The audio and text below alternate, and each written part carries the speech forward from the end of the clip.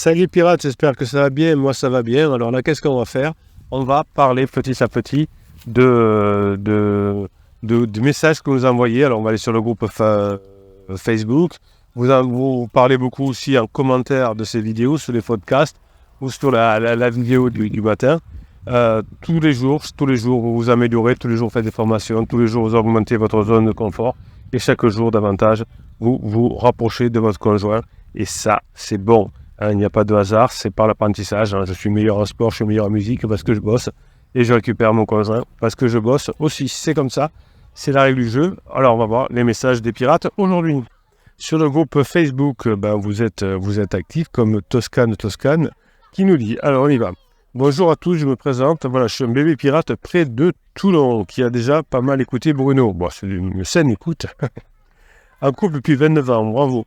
On s'est connus à 18 et 20 ans et on ne s'est plus jamais quitté. Donc ouais, ça sent la phase 3. Nous avons tout ce qu'il faut. Un garçon de 17 ans, une fille de 15 ans, la maison payée, donc pas de problème financier. Donc voilà, vous voyez que Toscane nous décrit une situation tout à fait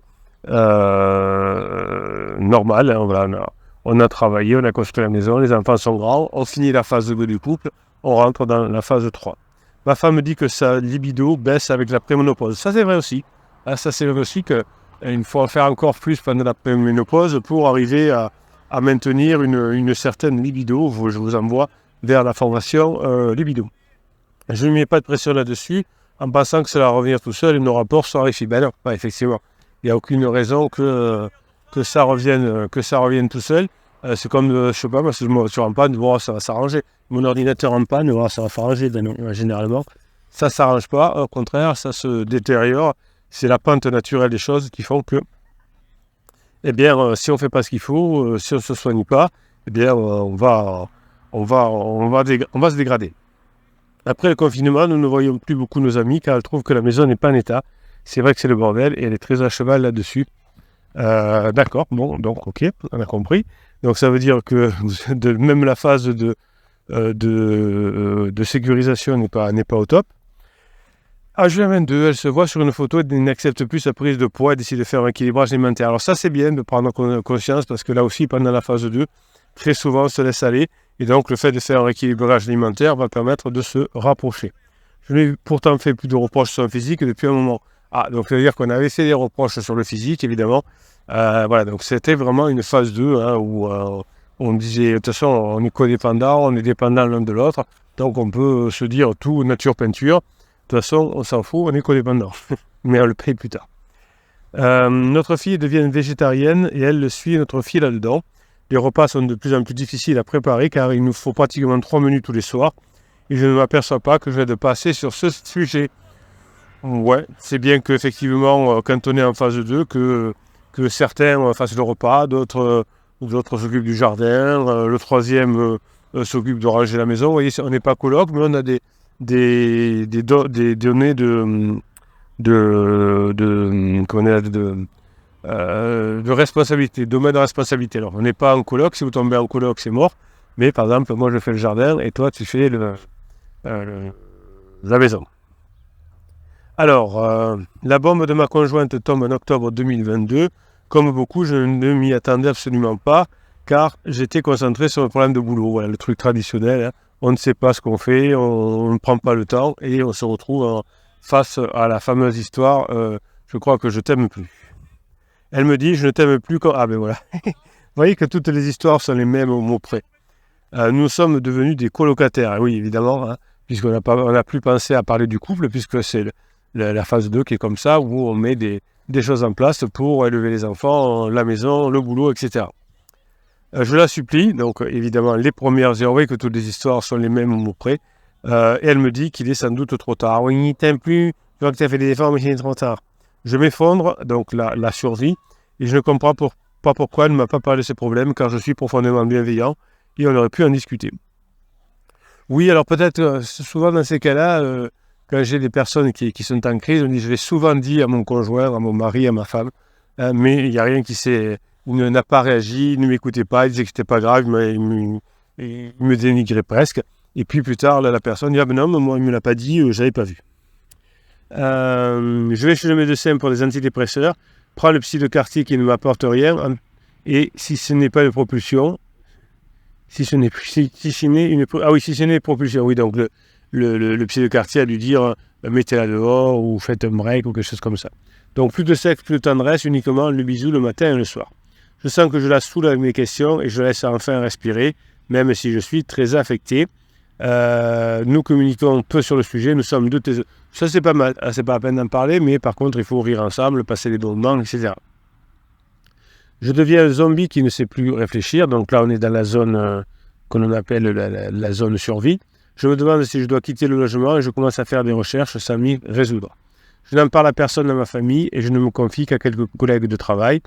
Elle ne vient pas au repas de Noël 2022 dans ma famille, ce qui continue à m'enfoncer. Oui, c'est l'année de la crise, c'est toujours un peu pénible. Les vacances d'été, c'est l'année où on ne passe pas les vacances ensemble. Et Noël aussi, jour de l'an, c'est un peu spécial parce qu'on ne va pas dans la famille parce qu'on a honte. Ma fille commence à s'apercevoir du mal-être de ma femme. Je sens que je l'ai prise pour acquise et travaille donc sur moi. J'essaye d'être fort en travaillant sur mon manque de confiance en moi, sur les relations de couple et tout ce que l'on trouve sur Internet sans toujours tomber encore sur mon nom. Je trouve tout de même quelques conseils bienveillants qui font écho en moi et ma personnalité. J'ai pas mal de passion, mais je suis un donneur, je ne vis que pour faire plaisir aux autres et ça depuis bien longtemps, donc ce qu'on appelle un psycho, un fait plaisir. Je crois que c'est un échec transactionnel qui dit comme ça, un fait plaisir. J'ai compris rapidement qu'il y avait un pansement. Et oui, forcément, oui, que toutes les histoires sont les mêmes au mot près. Vous devez être très rassuré de savoir comment ça se passe chez les autres aussi.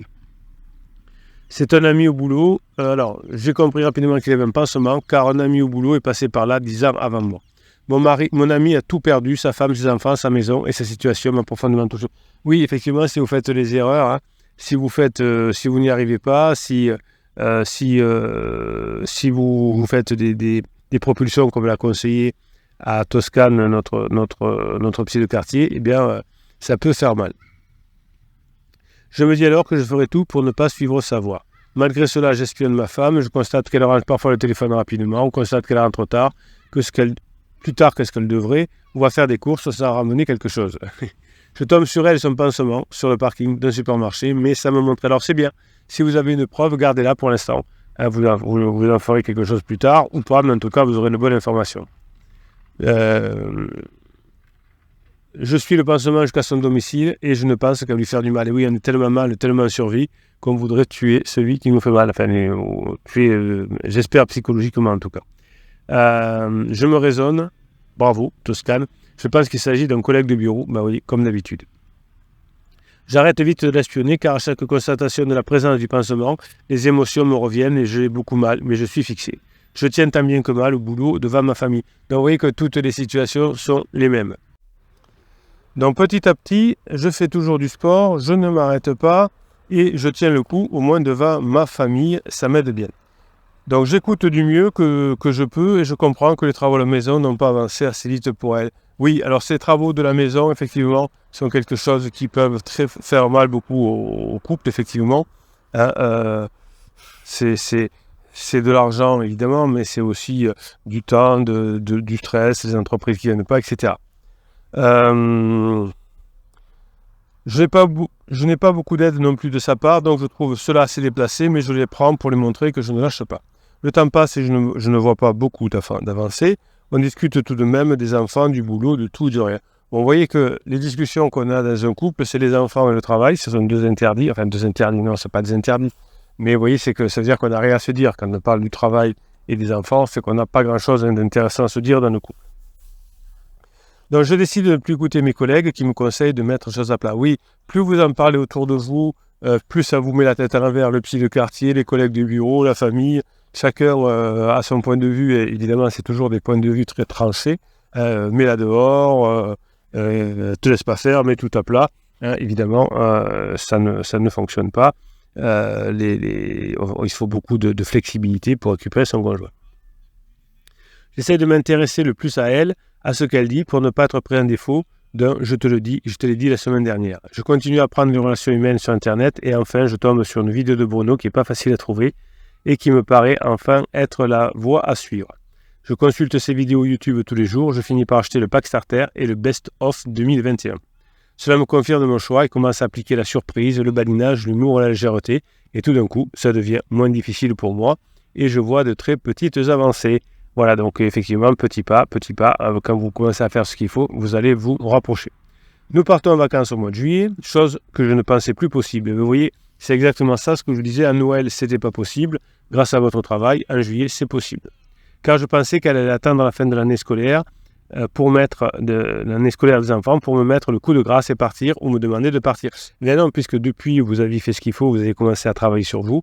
Donc, au contraire, on se rapproche. Je me sens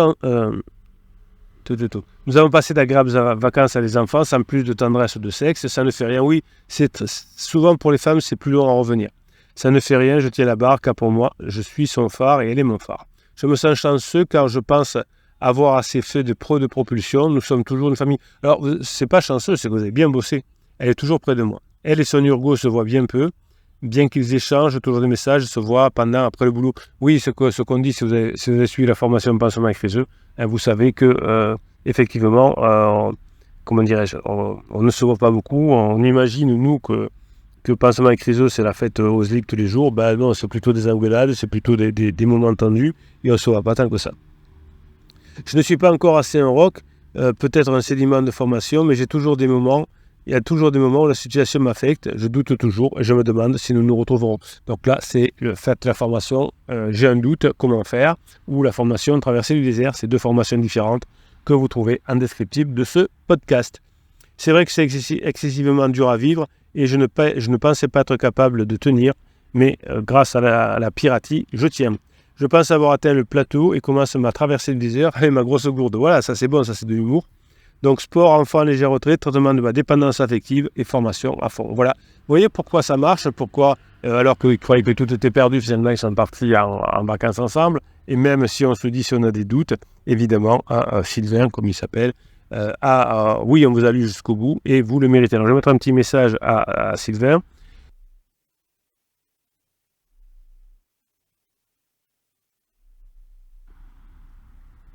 Tac, copier, coller. Voilà, Boris lui dit, ce n'est pas elle ton phare, vous êtes deux navires paumés dans la tempête, à toi de devenir un phare pour lui montrer le chemin. C'est très bien. Bon, mais vous voyez que toutes les histoires se ressemblent et que là, on peut petit à petit se rendre compte que si on s'approche l'un de l'autre, si on fait ce qu'il faut, eh bien, tout est jouable. Est-ce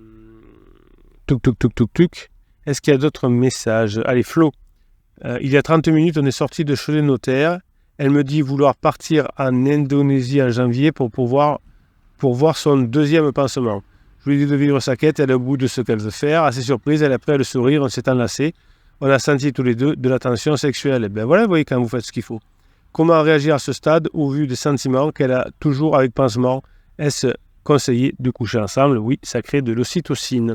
Elle s'est mise à pleurer en évoquant pansement 1. Oui, vous voyez qu'elle est perdue, votre épouse, que le but c'est de freiner le notaire au maximum pour ne pas dépenser de l'argent pour rien, d'avoir assez d'investissement là où il faut, c'est-à-dire dans votre travail sur vous. Investissez sur vous, n'investissez pas dans le notaire puisque vous reviendrez ensemble, il faudra encore rechanger les choses.